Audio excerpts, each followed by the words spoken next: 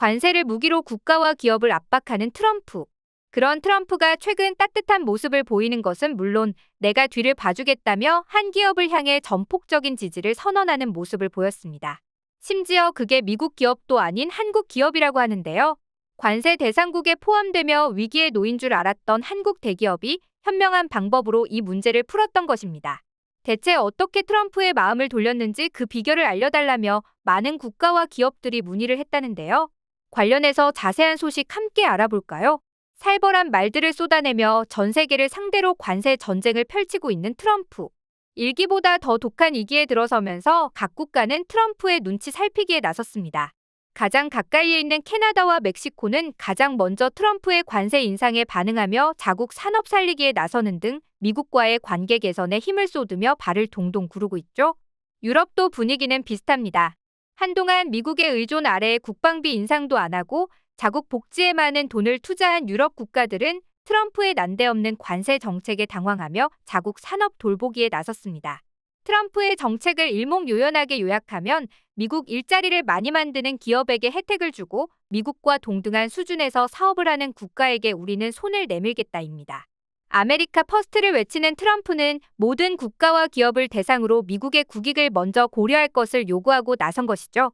이는 적국으로 간주한 중국은 물론이고 동맹국인 한국과 일본, 나토 연합국들 그리고 중동 국가와 인도도 마찬가지입니다. 모두가 혼란스러운 가운데 발빠르게 트럼프와 손을 잡으며 위기를 극복한 기업이 있습니다.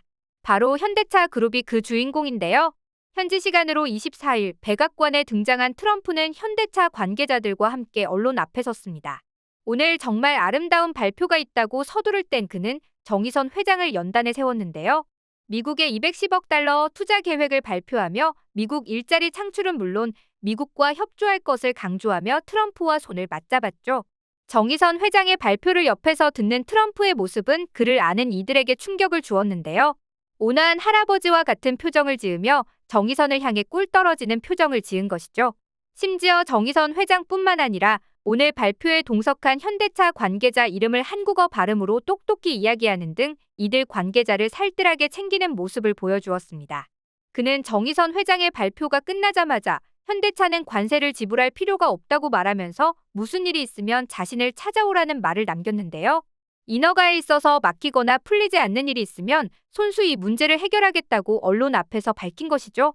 충격적인 그의 말에 많은 해외 언론이 현대차 그룹을 주목했습니다. 사실 현대차는 트럼프 이기를 대비해 철저하게 준비를 했었는데요. 가장 먼저 정의선 회장은 주요 생산 공장을 미국에 지을 것을 결정했습니다.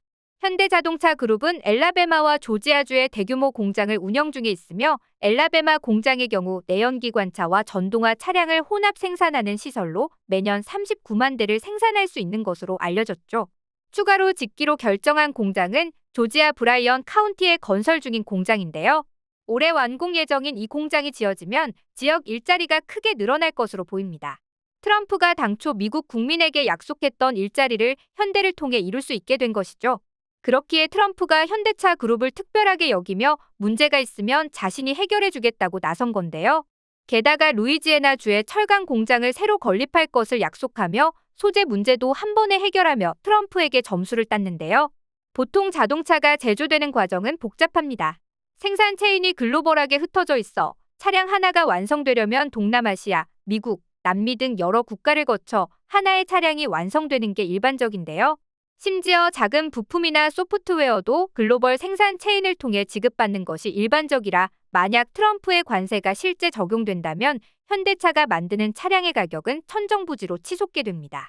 미국에서 장사를 하고 싶어도 가격 경쟁력에서 너무 밀리기에 장사를 하려면 무조건 미국에서 모든 것을 생산해야 하는 것이죠. 현대차는 이 지점을 빠르게 포착하고 소재를 생산하는 공장까지 미국에서 짓기로 결정하며 다른 기업들이 미적이는 동안에 빠르게 치고 나선 것입니다. 트럼프는 현대차의 발빠른 행보를 지켜보고 가장 먼저 손을 내민 그들의 결단력을 높게 평가한 것이죠. 현대차를 언론 앞에 내세운 것도 그의 의도를 빠르게 읽고 행동한 기업이 현대차이기 때문입니다. 이뿐만이 아니죠. 한국의 여러 기업들도 현대차의 사례를 본받아 미국의 공장을 짓기로 결정하면서 관세로 인한 피해를 최소화하기 위해 바쁜 움직임을 보이고 있는데요. 삼성전자는 텍사스주 테일러에 짓고 있는 파운드리 공장 준공 속도를 높이고 있으며 반도체 거점 공장을 추가적으로 지을 것을 검토 중인 것으로 알려졌습니다. 또한 철강 제조 압박을 가하는 미국의 횡포에 한국 기업인 포스코도 곤란한 상황에 놓여 있는데요. 현대차의 움직임을 보면서 포스코도 빠르게 미국 현지 공장 설립을 추진하는 모습을 보였습니다. 당장 새로 짓는 것은 무리이나 미국 철강 공장 중에서 유망한 곳을 물색해 그곳을 인수하는 것을 검토 중이라고 말하며 그 공장에서 제조한 철강이라면 미국 수출도 관세 압박 없이 가능할 것이라고 분석했습니다. 진격의 K방산도 미국의 관세 전쟁으로 인해 큰 곤란에 빠져 있었습니다. 한화에어로스페이스의 경우 부품을 해외에서 수입해 이를 조립, 가공하여 미국에 수출하는 부분이 많은데 관세가 부여된다면 완성품 가격이 천정부지로 솟구쳐 사업 자체가 어려워질 상황이었습니다. 이에 최근 한화에어로스페이스는 이런 문제를 타파하기 위해 3조 6천억 원의 유상증자를 발표하면서 자금 조달에 나섰는데요. 이 자금은 해외 조선 투자에 모두 사용될 예정이며 미국에 이 자금이 쓰일 가능성이 높다고 밝혔습니다. 여러 관계자들이 추측하기로는 미국 필리조선소에 돈이 들어갈 가능성이 높다고 바라봤죠. 특히 트럼프 대통령이 직접 필리조선소를 거론하며 미국 조선업의 부흥을 이야기한 만큼 필리조선소를 인수하며 한화가 미국에 진출하면 미국이 관세에 대해 완화된 태도를 보일 것이라는 계산을 한 것입니다. 대한항공 역시 미국 보잉과의 협력을 강화하며 항공기를 구매하는 등 관세 압박에 대응하는 전략을 세웠습니다. 미국 기업의 수출 판매 성과가 곧 미국의 이익이기에 보잉을 이용해 미국의 관세 부과를 피하겠다는 계산이죠. 실제로 보잉은 대한항공의 노하우를 높게 평가하며 지속적인 협력을 요청하는 등 관계 개선에 적극적인데요. 트럼프도 대한항공이 보잉과 깊은 관계를 유지한다면 함부로 관세 부과에 나서지 못할 것이라는 예측이 지배적입니다. 현재 미국에서 잘 나가는 K뷰티 산업 역시 관세로 인해 영향을 받는 대표적인 산업군인데요. 중국의 수출이 감소하는 반면 미국이 최근 K뷰티 시장의 주요 소비자로 올라서면서 화장품 업계는 생산량을 미주에 집중시켰죠. 그러나 관세로 인해 가격 경쟁력에서 뒤처지면 많은 재고를 억지로 떠안을 수밖에 없는 상황입니다. 가성비를 초점으로 두고 판매 전략을 시행했기에 관세 부과는 곧 가격 경쟁력 하락이자 시장 탈락을 의미하는데요. 이를 탈피하기 위해선 결국 미국에 공장을 지어 한국 코스메틱 제품을 생산하는 것이 해답으로 떠오르고 있죠. 실제로 화장품 ODM과 OEM을 하는 한국콜마와 코스맥스는 트럼프의 관세 부과에 오히려 웃음을 지었습니다. 일찍부터 미국 시장에 눈을 뜬 이 기업들은 현지 생산 공장을 가지고 있을 뿐만 아니라 미국 법인까지 둘 정도로 적극적이었기 때문이죠. 한국 화장품의 노하우는 그대로 가지고 있고 생산 제품도 미국 공장에서 얼마든지 찍어낼 수 있기에 만약 이 공장을 통해 미국의 제품을 판매하고 싶은 기업은 관세의 영향에서 자유로울 수 있는 것인데요. 그 덕분에 최근 이 두 기업을 대상으로 많은 화장품 업체들이 러브콜을 보내는 등 선견지명을 통해 미국 화장품 업계와의 경쟁에서 밀리지 않는 모습을 보였습니다.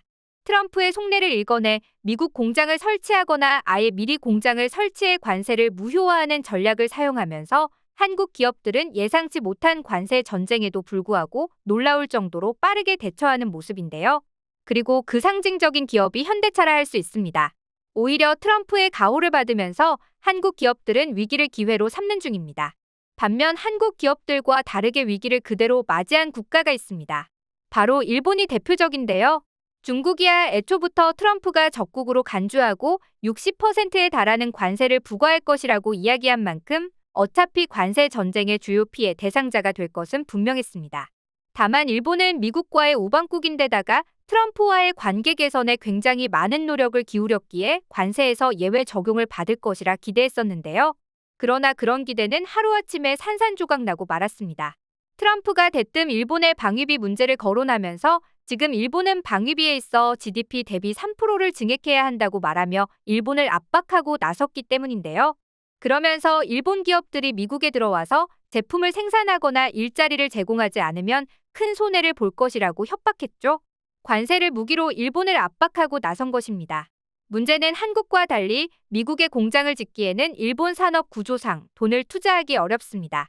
자금이 일단 마른 것은 둘째치고 일본의 주요 산업인 자동차 공장을 미국에 짓는다는 것은 자국 일자리를 미국에게 전부 빼앗기는 것이나 다름없기 때문이죠. 지금도 양질의 일자리가 없어서 일본인들은 저렴한 가게를 이용하고 저축도 제대로 못하는 형편인데 일자리까지 미국에 빼앗긴다면 여러모로 절망적인 상황입니다. 어떻게든 트럼프의 마음을 돌리기 위해 일본 정부는 규슈에 무기를 배치하면서 중국과의 전쟁을 준비 중인 미국을 달래는 모습을 보였는데요.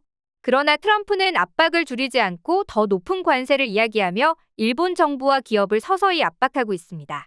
한국과 달리 일본은 대처할 만한 카드도 없다는 게 가장 큰 문제라 할 수 있는데요. 위기에도 발빠르게 대처한 한국과 그렇지 못한 일본. 과연 한국과 달리 일본은 이 위기를 극복할 수 있을지 귀추가 주목됩니다.